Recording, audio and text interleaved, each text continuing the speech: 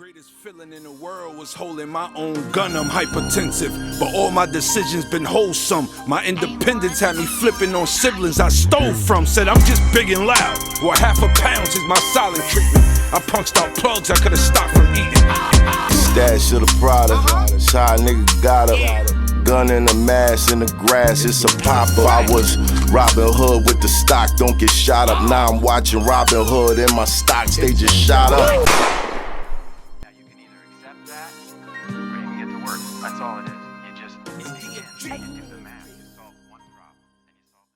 These are things that's been established for 400 years. It's just being reinforced and reinforced. And so somebody might come in and say, you know, we're going to make it good, and then they're gone. Right? This whole system to me makes no sense. Right? I think the system is a reflection of, if I want the people to stay calm, I have to put on this show. You chose this. This is what you chose. But I think once those people get in office, or sometime before they get in office, they realize we're not running the show. Someone else is running the show. And I just have to, you know, I keep my hand in the things that I can keep my hand in, but everything else is off limits. And I don't want no smoke with the people who's really running the show. Right. And that's what it's been for every single president since John F. Kennedy. Well, before that. But Before yes, all politics are local. Right. I believe. Right? And so the things that directly control our lives are things that, you know, we vote for every day. Right. And a lot of times we don't pay attention to those things. The system doesn't work in our favor. It doesn't work in our favor, right? And so as much as we shine it up, as you're saying, or, you know, inflate it, or make it black, make it Latino, make it woman, make it this, the system doesn't work in our favor because the system within itself says we're 3/5 of a man. Right. It says we don't have a right to vote. To this day. Right, to this day. Right? There's so many things. The laws that they institute were made to incarcerate us, right? Mm-hmm. The police were put to protect property against us, right? Right. And so the slaves, right? And so the things that are in our, and then at some point, and that's what the purpose of shows like this, right, is to impact public opinion, change mindset, have conversation with people you can't touch, right? And so the more we're able to have conversation, the more people can be exposed to something different, right? Which is even what gave birth to me, right? Right. Prior to me being conscious, I was just running the streets, chasing the drug dealer, the parties, the this, to that, right? Hanging out, going to a job that I hated, and coming home to hang out. But when I became conscious, I saw that there was something else in the world, right? That I never even knew, right? And then I went around the world. And then I engaged in this kind of conversation and just the education and fighting for justice and just realizing how much we are oppressed, right? And how much we don't have control of, and how much people are sent to jail, not because they committed a crime. My brother Nacy told me today that the police said to him, I know you didn't do this crime, but I know you ain't gonna snitch. And I don't, you know, he didn't like him. Yeah. So he knew he could put him in jail, right? And just like you said with the judges, there were so many judges that are coming out now, right, that they were corrupt and sending people to jail. And so many people after 20, 30 years, yo, it's 20, 30 years of my life. You're going to talk about I'm free now. Like, yes, let them out, but you took my whole life, my whole family's life. Yeah. And it's not an issue. I had a police captain that's about 3 blocks from here. Falsely arrested me. Got beat up by the police. They took me to the hospital first. While I was in the cell, he went through my wallet. He found a Medicaid card, and he waved it in my face and said, "Yeah, you're a model citizen." And I was like, "What does that mean? You have a Medicaid card? Like, I can't be a good person?" It's the mind state. It's how they view society. The wild part is he just put hands on you, broke a whole bunch of laws, and then has the nerve to wave a card in your face as if he's the model citizen. Yeah, and he was a captain. How real is And that? he was a captain. He was somebody that was probably bullied in school. Right.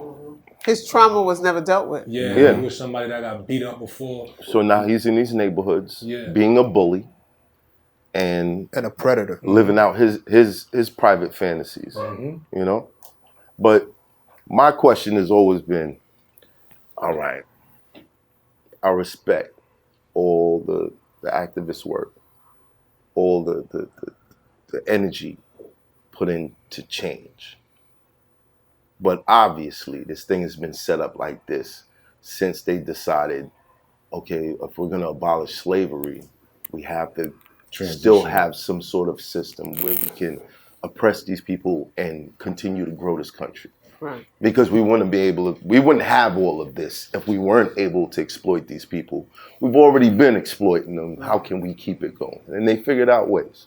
And every time we built something that was great, and you know, we're in a land that was like, you know what I mean, a utopia at one point for black people. And then they got burned down.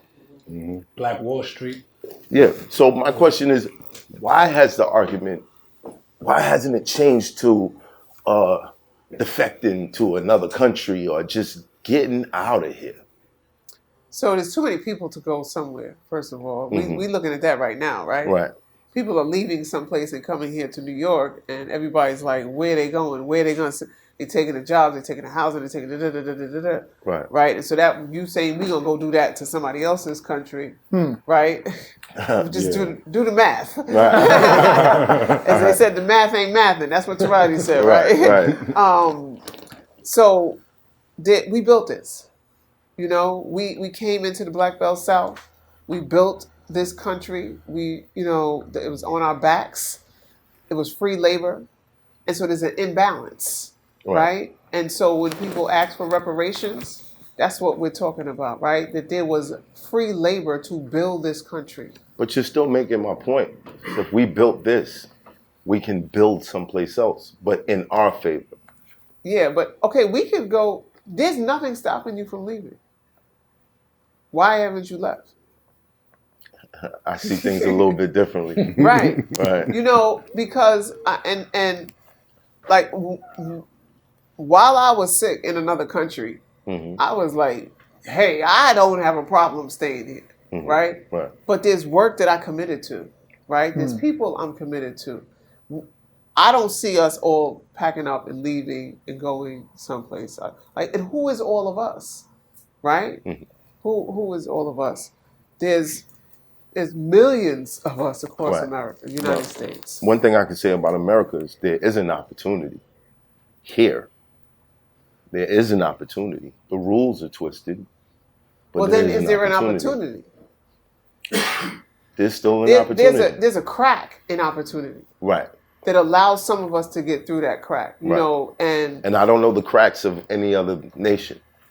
So it's the devil you know versus the devil you know. Pretty much. well, in some other nations, you don't even need a crack. You just go and be you, a black king, right? You don't need a crack because they don't operate like this, Right. right? Those nations.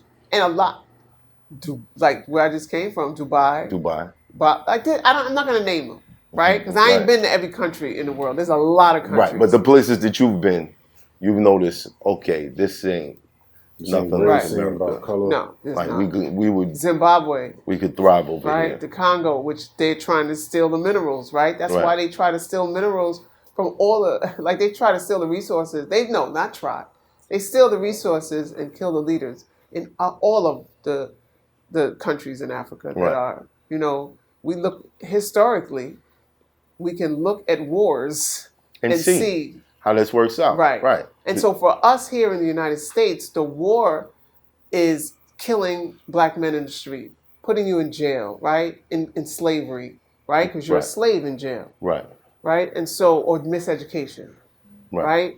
And then the drugs to school to drugs pipeline, right? Because they give you the Ritalin, the Thorazine in as a child because you're moving too much.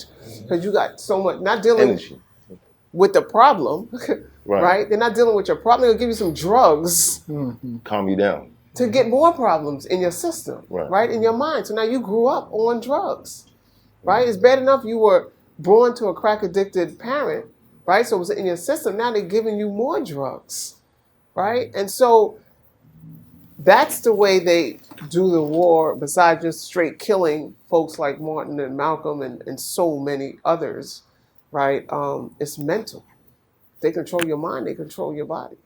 They control what you do. So when you talk about who you answer to, you don't answer to nobody because your mind is this short. Where my dogs at? Yeah, welcome me back. Where my dogs at?